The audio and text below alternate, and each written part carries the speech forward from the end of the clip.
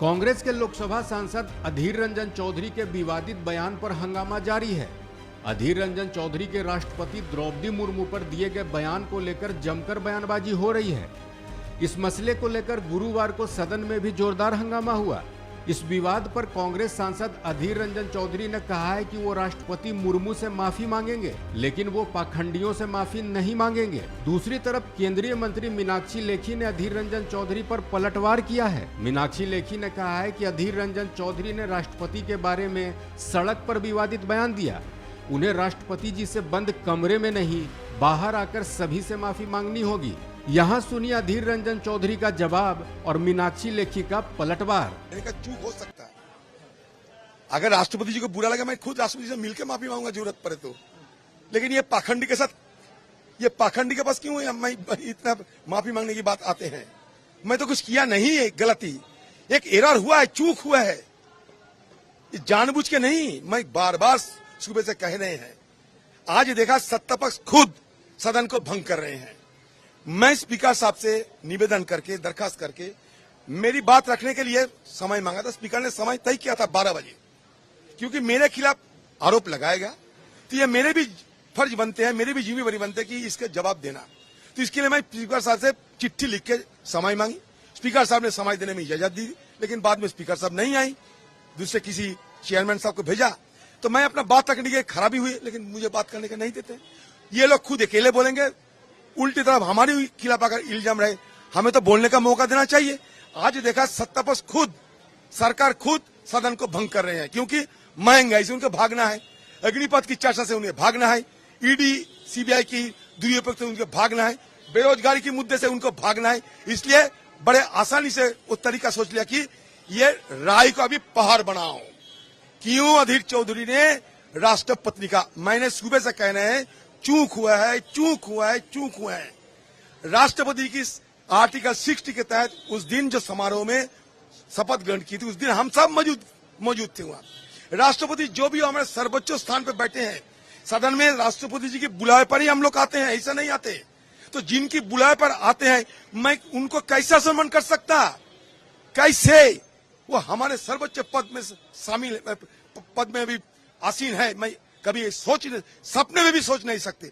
लेकिन चूक हुआ तो क्या करे, अभी फांसी में लटका दो। बस एक बार चूक किया, राष्ट्रपति राष्ट्रपति कहते कहते अचानक मुंह से राष्ट्रपति निकल चुके। मैं एक बंगाली हूं, हिंदी आदि नहीं है मेरा, कोई ग्रामेटिकल एरर हो सकते, ये अलग बात है। लेकिन किनसे अपॉलॉजी मांगूंगा? ये सदन के अंदर बीजेपी जैसे पखंडियों से, जो एक महिला की, एक ट्राइबल महिला कहते हुए जो पैरोवी कर रही है, वो दूसरे एक महिला को अपमान कर रही है सदन के अंदर। वो भी मैडम सोनिया गांधी जी के नेतृत्व में यूपीए सरकार बनी थी। जल जंगल जमीन के लिए सबसे ज्यादा लड़ाई मैडम सोनिया गांधी जी ने की थी, और आज वो जल जंगल जमीन को हड़प रहे हैं बीजेपी पार्टी कुछ चुनिंदा पूंजीपतियों के लिए। ये आपको शायद जानकारी होंगे।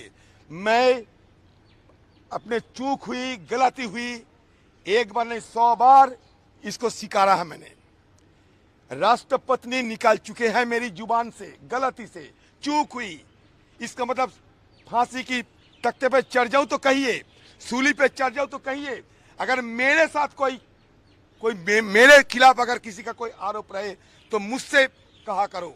सदन के अंदर मेरे खिलाफ आरोप लगाया गया, मैंने स्पीकर साहब को खत लिख के जवाब देने के लिए समय मांगा। स्पीकर साहब ने जवाब देने के लिए मुझे मौका भी दिए थे, लेकिन ये सत्तापक्ष वो भी नहीं करने दिया। आज सदन के अंदर सत्तापक्ष खुद सदन को भंग करने के लिए सारे फौजों को तैनात किया। क्यों? अगर मेरे खिलाफ कुछ कहना है तो मुझे भी बोलने का मौका दिया करो। मैं चुनौती दे रहा हूं ये पखंडियों को, चुनौती दे रहा हूं। मैडम सोनिया गांधी जी को लेकर चुनाव के समय क्या बोला जाता? हाँ, शोषित थारू की पत्नी के लिए क्या कहते? सदन के अंदर रेणुका चौधरी को किस टिप्पणी से पुकारा गया था, याद करो एक एक करके। और मैं खुद समय मांगा महामहिम राष्ट्रपति जी से। परसों मुझे समय शायद मिल सकते हैं। अगर परसों समय मिलेगा, मैं खुद महामहिम राष्ट्रपति जी के घर जाके बात करके उनको अगर कोई चोट पहुंची, मैं खुद राष्ट्रपति से माफी मांगूंगा। ये पाखंडियों से नहीं, जो पाठ ज्ञान की पाठ पढ़ रही है, ये सारे पखंडियों हैं, सारे महिला को अपमान करने में ये माहिर है। एक के बाद एक महिला को अपमान की घटना बताओ। ट्राइबल के लिए घड़ियाली आंसू बहा रहे हैं ये असत्यपक। हिंदुस्तान में मोदी जी के जमाने में सबसे बुरा हालत हुई है ट्राइबल लोगों को, इतिहास देख लो। चाहे हिंदुस्तान की नजारा देखो, कुछ देखने का कोशिश करो। जो लोग पूरे देश की जनता के सामने उन्होंने ये बयान दिया, और पूरी देश की जनता खास तौर पे जो वनवासी प्रदेश और जनजातीय समूह के लोग हैं, आपको उनसे माफ़ी मांगनी होगी। और जो राष्ट्रपति हैं वो कोई एक व्यक्ति प्रमुख के राष्ट्रपति नहीं है, वो देश की राष्ट्रपति हैं। और जिस तरीके की अभद्र व्यवहार और मानसिकता का परिचय अधीर रंजन चौधरी जी ने कांग्रेस पार्टी के प्रति दिया है, क्योंकि वो नेता है प्रतिपक्ष के, और वो नेता प्रतिपक्ष होते हुए इस तरीके की बयानबाजी कर सकते हैं, वो भी पब्लिक में उन्होंने बोला ना, तो माफ़ी भी पब्लिक से मांगे। राष्ट्रपति जी से कमरे में जाके माफ़ी थोड़ा ही मांगेंगे। जब उनके बयान से जो लोग हताहत हुए हैं उन सबसे माफ़ी मांगे, और वो जनजातीय समूह और वनवासी समूह के लोग हैं, उन सबसे माफ़ी मांगनी चाहिए।